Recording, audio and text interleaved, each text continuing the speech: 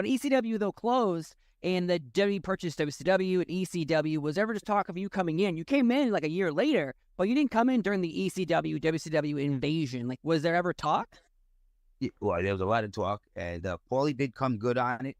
He told me from the beginning. The problem was when WCW closed down and then ECW closed down within the same month. Now you had all this top talent that WWE can acquire.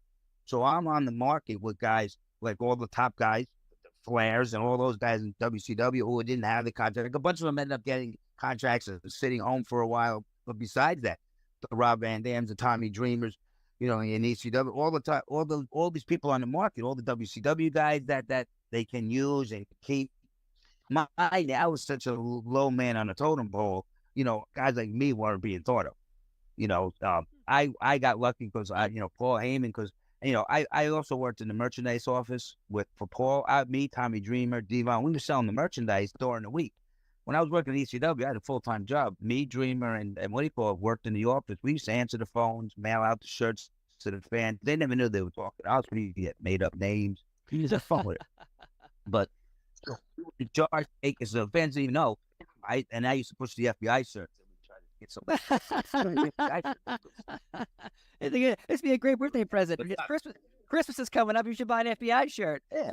But Tommy Dreamer in an interview said when he saw Paul Heyman on Raw, when ECW kind of just closed, he wanted to kill him. Like, he had an idea of going to WrestleMania 17 and murdering Paul Heyman at WrestleMania. This is an interview Tommy Dreamer said on a WWE documentary. Yeah, no, I know the whole story. Well, towards the end, when it closed down and he was selling it, he was trying to save it. You heard a million interviews, he was telling us he's going on these interviews, trying to get us a deal, this, that, and the other thing. And sure enough, yeah, like I saw him on TV too. I mean, and we already knew ECW was closing then, but all of a sudden he popped on TV. And then years and years later, Paul may deny it. I don't know if he was or not, but they still say Paul was on the payroll, even when he was with ECW, because he was on WWE's payroll, and the WWE supposedly was trying to keep it afloat.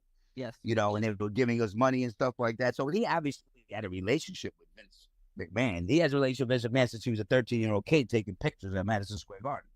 Which you that story. So he had a relationship. He was already on the payroll. So for him to show up on Raw, it's not like they didn't negotiate a deal. I think he was already on the payroll, supposedly, from the way it sounds. But whatever. I reached out to Paul after he showed up a few weeks later, and he actually got back to me. He called me and we spoke, and he's like, I'm gonna try. He didn't say I'm gonna get you. He said he's going to try. And I understand. It was very hard at that time. He wasn't a head writer or anything. He was just an announcer. He didn't do the ring. So 2 years later, when everything got guys that they didn't want, and Paul Heyman took the booking over. This is like 2002 now. I already got hired. So Paul Heyman, I think, someone that actually got me hired. Well, I know he's the one that got me. He's the one that called me. And I remember now, it's been about 2 years. Like you said, the year. I think it was a little longer than that because I ended up getting a job working for Snapple. And I remember getting a phone call for Paul. This is like 2 years after it closed down. And he going, I see him. I say that back then it was like the flip phone. This is like 2002, Yeah. So, but I see Paulie. His name Paulie. I'm like, Paulie's calling. And then me and my wife were in a restaurant in Valley Cottage. And I go outside, answer. I go, hello? He goes, congratulations. So I'm like, Paulie, I go, what's up? He's like, congratulations. So I'm like, all right, what the hell are you talking about? Congratulations. Like, I told you I'd get you a job. I said, well, Paul, what are you talking about? He goes, don't say I called you. Don't say a word to anybody. He goes, Jim Ross is going to be, John Laurinaitis will be calling you. Because at that time, Johnny was training to take over Jim Ross's job. Jim Ross still had the job. Johnny was training. I didn't know that really at the time. So he's like, he'll call you. I said, okay. So I hang up with him. I don't talk to him for a couple of weeks. I'm doing my Snapple job. I went into a CVS. I came back and I left my cell phone in the car. I took an order to CVS. I get a message that, hey, this is John Laurinaitis, working for Talent Relations, WWE. I need to speak to you. Can you give me a call ASAP? So I call up Johnny. He's like, hey, what you doing? He goes, listen, we want to bring you in a couple of weeks. He's like, are you working with your schedule? I want to bring you in for a couple of TVs. We want to give you a tryout. Now, he was calling it a tryout. So I was like, all right, now he doesn't know Paul. Get ready, call me to sound like I had a job, which I did have a job. Right. That wasn't a tryout. They weren't telling me yet. But so I went along with it, and I said, all right. I said, yeah. And they're like, well, how about Texas? He goes, we have Monday Night Raw and SmackDown. You come in, maybe you work a couple matches. Blah, blah. I said, all right. They booked me a flight. A couple weeks later, I flew to Texas. I did the first night with I believe it or not, I wrestled Johnny Stamboli. I wrestled Johnny Stamboli in Texas on a house show. The next night, I wrestled Funaki, and I was hanging out doing nothing. I'm just hanging out at the show. Paul Heyman comes up to me. He was there. He was at the TV. He goes, anybody can talk to you? Nobody said a word to me. He's like, all right. Jim Ross comes up to me, goes, go to Johnny's office. He wants to speak to you. So I go to Johnny's office, and they offered me a deal right there. So Paulie was right. I did have the job, but they weren't telling me that. Right. And they were calling me right away as far as Johnny and them. So Paul, towards the end of ECW, I just didn't, he was always good to me, as far as, because I worked in the office for him. He was paying me week's pay, and he was paying me on the week, for the wrestling on the weekends. And believe me, he owes me a few paydays, but in the long run, he don't owe me a few paydays, because if it wasn't for him, I would have never got 10 years in the WWE, made the money I made. Yeah, towards the end of ECW, things were going south. A few checks were skipped. There wasn't ever in a row, but a few were skipped. And he owed a bunch of people money, and then he closed down. Then he showed up on Raw, and now ECW is gone. Some guys are owed money, so there was some bitter people upset, and they went, I shitted on him. I did interviews and said he owed money. I think Paulie anymore. I mean, I wish him luck. He's a great guy. He did, and for me, I only can take him for what he did for me. Some people hate his guts, and he may have screwed them, or they feel he screwed them, and they have the right to hate his guts. I got to treat him the way he treated me. I started in ECW, gave me my fame of years in ECW of who Little Guido was. Carried over, got me a job with WWE. They didn't know who I was. Paul got me a job there, and I was there well longer after Paul left. Paul quit in like 2007, 6. The second ECW didn't work, and him and Vince got a fight, and Vince never held it against me.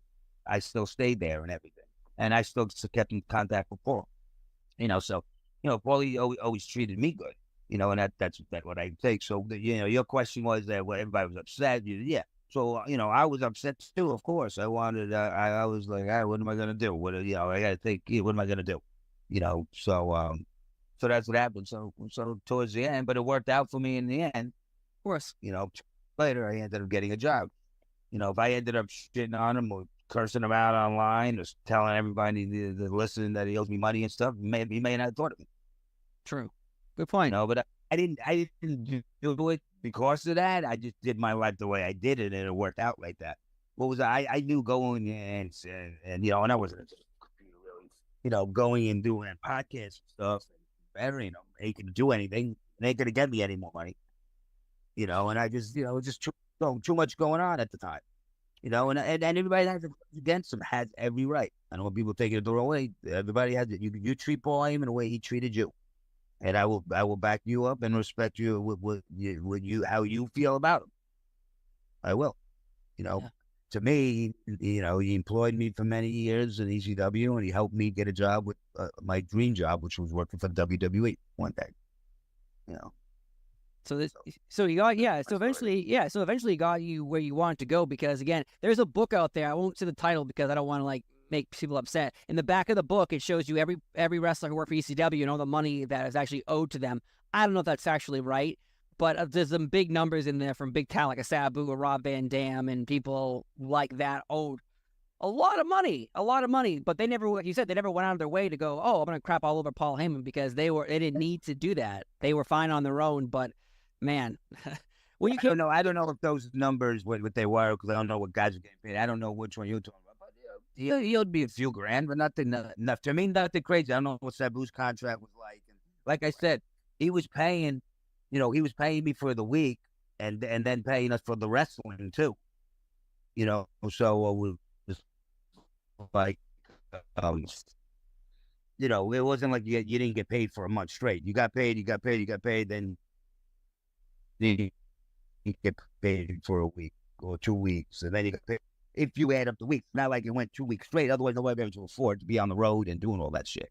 You know, Right. so that's the way it worked out. I don't know if he paid people back. He might have. He might have owed people money. I mean, you say guys like Tommy Dreamer and stuff like that, you want to kill him. You got to understand, too, Dreamer was a big part of helping booking flights, and I think it had a lot to do with that, too. He had some, you know, he was using his personal credit card, and he was always getting reimbursed. And then when the company started getting in trouble, and I think that may have been all cleared up, as time went on. But at the time, it wasn't. Now, you got to understand, maybe he owes maybe $5,000, but he may owe, if Tommy's booking flights, he could owe him $100,000.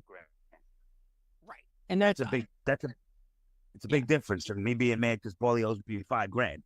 Of course. And I think the argument has obviously been taken care of. The beef between Paul Heyman and Tommy Dreamer obviously is not non-existent anymore. But back in the day, 2001, when there's no more wrestling companies, there's only WWE. Now no one has jobs. Like you said earlier, all these talented wrestlers, even Ric Flair and Hogan and Nash and Hall and Sandman, Sabu, they don't have jobs. They don't have jobs anymore. And that is shocking because the 90s was like the boom of wrestling. And out of nowhere, it was like a big wave crashed down and boom, 2/3 of the juggernaut of wrestling was gone. It was nuts. That's exactly it. All wiped up all in one. The guy we WWE now, and that's how we found out the whole deal. But he was doing what he was doing. So did he ever come and tell me he didn't? No. That's what it is. It's weird that we've been talking about it 23 years later, even not talking about ECW alone.